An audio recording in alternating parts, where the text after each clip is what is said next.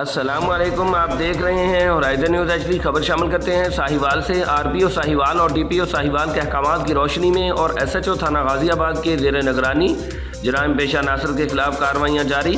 थाना गाज़ियाबाद की टीम ने कार्रवाई करते हुए 3 अफराद से नाजायज़ असला, 20 लीटर शराब और 1200 ग्राम चरस बरामद करके पाबंद सलासिल कर दिया।